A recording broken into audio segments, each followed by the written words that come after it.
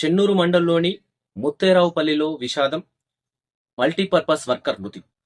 వివరాల్లోకి వెళ్తే మరి మల్టీపర్పస్ వర్కర్ జాడి ప్రవీణ్ సర్పంచ్ గడ్డి మందు కొట్టమన్నారు అని చెప్పేసి గడ్డి మందు కొట్టారంట.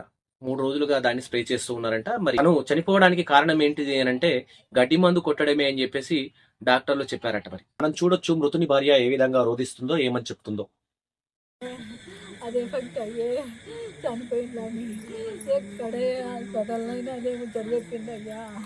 దాని ఎఫెక్ట్ వల్లనే నా భర్త నన్ను వదిలిపెట్టిపోయింది అయ్యా. వాంచను అయ్యా, అయినా కళ్ళు తాగేటోడు కాదు, పోయి మళ్ళీ అమ్మారు తినేటోడు కాదు.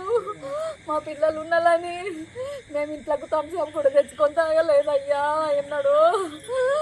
అయ్యా అట్లాంటోడయ్యా, అందువల్ల ఎఫెక్ట్ అయింది అన్నలయ్యా. అయ్యా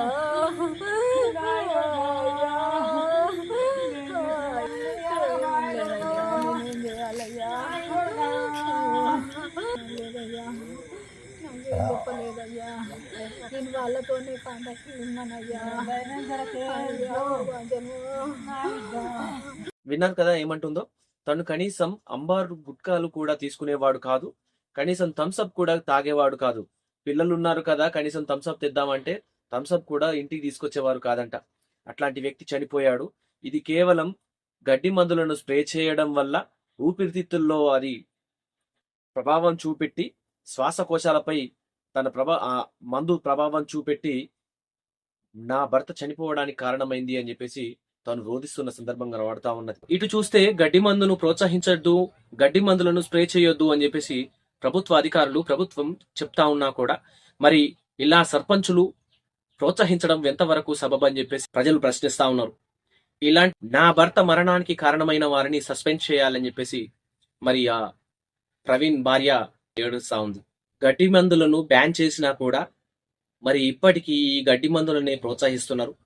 తమకు డబ్బులు మిగలాలన్న ఉద్దేశంతోని, తమకు డబ్బులు ఆదా కావాలన్న ఉద్దేశంతోని మరి ప్రజా నాయకులు కూడా ఈ విధంగా చేస్తా ఉంటే ప్రజలు ఏ విధంగా దీన్ని తీసుకోవాలి? మరి ఏదైతే జాడి ప్రవీణ్ మల్టీపర్పస్ వర్కర్ మరణానికి కారణమైనరో వాళ్ళని సస్పెండ్ చేయాలని చెప్పేసి కోరుతా ఉన్నారు.